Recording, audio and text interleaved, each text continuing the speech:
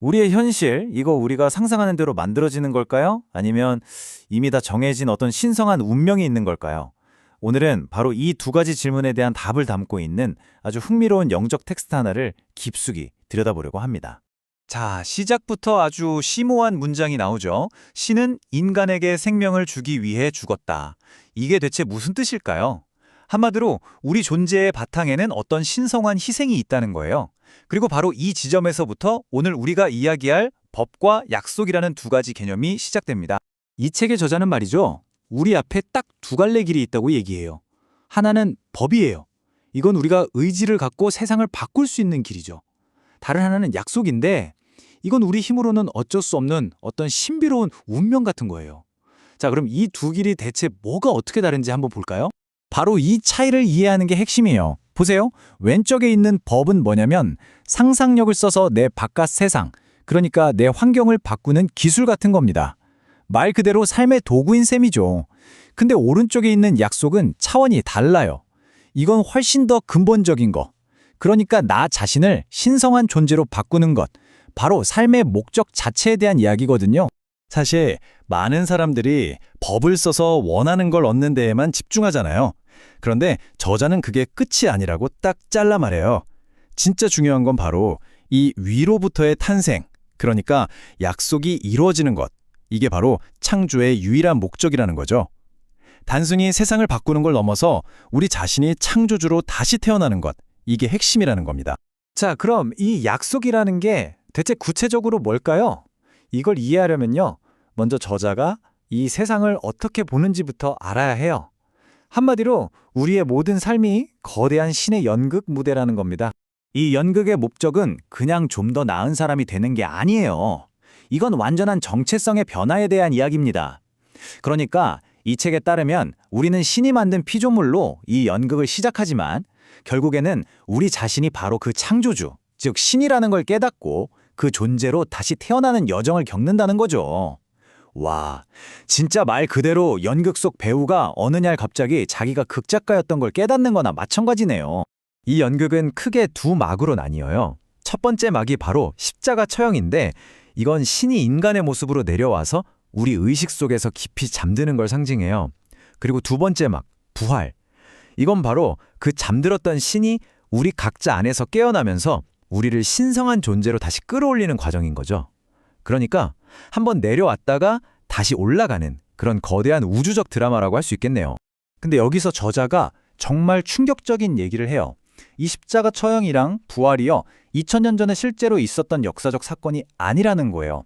그게 아니라 바로 지금 이 순간 여러분의 상상 속에서 바로 이 머릿속 두개골 안에서 벌어지고 있는 심리적인 드라마라는 겁니다.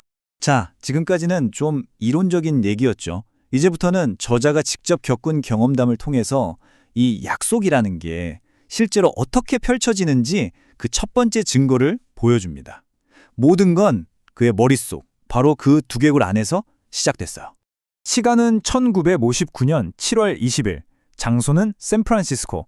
겉보기엔 아주 평범한 밤이었어요. 하지만 바로 그날 밤, 저자에게는 정말이지 우주의 구조를 통째로 뒤흔드는 엄청난 일이 일어납니다. 그가 잠에서 딱 깨어났는데 글쎄요, 익숙한 침대 위가 아니었던 거죠. 자기가 어디에 있냐면 바로 자기 자신의 두개골, 그 안에 마치 무덤처럼 갇혀있는 채로 깨어난 거예요. 그러면서 온몸을 뒤흔드는 도저히 설명할 수 없는 강력한 진동을 느끼게 됩니다. 그는 본능적으로 여기서 나가야 한다고 느꼈대요. 그래서 자신의 두개골 바닥 쪽으로 안간힘을 써서 몸을 밀어내기 시작합니다. 그 순간의 경험을 뭐라고 표현하냐면 꼭 아기가 세상에 태어나는 과정 같았다고 해요. 이렇게 기이하게 탄생하고 난 직후에 그는 환상을 하나 봐요. 자기 형제들이 웬 갓난아기를 발견하는 장면이었죠. 근데 그 아기가 누구겠어요? 바로 자기 자신, 새로 태어난 영적인 존재였던 겁니다. 형제들이 아니 어떻게 뇌비리 아기를 낳아? 하면서 믿지 못하는 모습은 이 경험이 얼마나 인간의 상식을 뛰어넘는 신비로운 일이었는지를 잘 보여주죠. 하지만 이 두개골로부터의 탄생은요, 그냥 시작에 불과했어요. 이게 마치 도미노의 첫 조각 같았달까요? 이 사건을 시작으로 연쇄적인 계시들이 쏟아지기 시작했고 그를 점점 더 궁극적인 진실로 이끌어갑니다. 이 타임라인을 한번 보세요. 진짜 놀라운 건 이 모든 일이 일어난 속도예요. 1959년 7월에 그 신비로운 탄생을 경험했죠. 그런데 불과 5달 뒤인 12월에 갑자기 성경에 나오는 다윗이 자기 아들이라는 걸 깨닫게 돼요. 그리고 바로 다음에 4월에는 뱀 같은 에너지가 척추를 타고 솟구치는 마지막 체험까지 하죠. 와, 1년도 안 되는 이 짧은 시간 안에 우주적인 각성의 전 과정이 이 사람 안에서 다 펼쳐진 겁니다. 자, 다음 퍼즐 조각은 바로 성경 속 인물 다윗의 환상이에요. 이 환상 속에서 저자는 다윗이 내 아들이다라는 걸 그냥 직감적으로 알게 됩니다. 이게 왜 중요하냐면 성경에서 다윗이 신을 아버지라고 부르잖아요. 그러니까 다윗의 아버지가 된다는 건 곧 내가 바로 그 신, 아버지라는 뜻이 되는 거죠. 정말 충격적인 깨달음이었을 거예요. 그리고 이 책에서는 계속 강조해요. 이런 깨달음은 머리로 이해할 수 있는 게 아니라고요. 지금 보시는 이 구절처럼 아버지가 누구인지는 오직 아들인 다윗이 직접 나타나서 알려줄 때만 알 수 있다는 거죠. 그러니까 이건 뭐 책 읽고 공부해서 아는 게 아니라 내면에서 직접 체험해야만 하는 신비라는 겁니다. 이 모든 경험의 클라이맥스는요, 몸이 진짜 번개에 맞은 것처럼 쫙 하고 둘로 쪼개지는 아주 강렬한 체험이었어요. 그리고 그 직후에 황금빛 뱀 같은 액체빛이 척추를 따라서 머리끝까지 솟아오르는 걸 느꼈다고 합니다.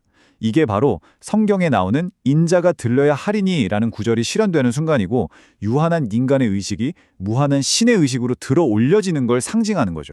자, 그렇다면 이렇게 지극히 개인적인 신비 체험들이 대체 뭘 의미하는 걸까요? 저자는 이 모든 경험을 겪고 나서 한 가지 결론에 도달해요. 바로 성경이라는 책이 우리가 지금까지 생각해왔던 것과는 완전히 다른 무언가라는 거죠.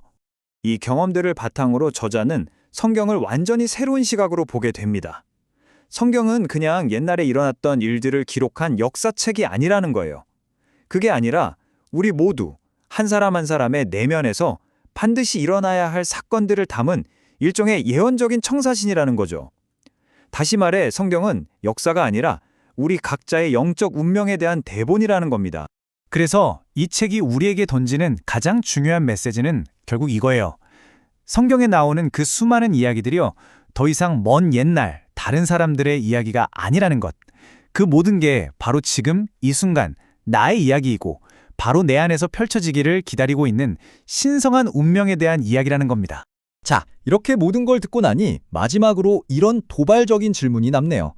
만약 저자의 말이 전부 사실이라면, 만약 이 신성한 운명이 정말 우리 모두를 기다리고 있는 거라면 도대체 우리 모두는 무엇을 기다리고 있는 걸까요?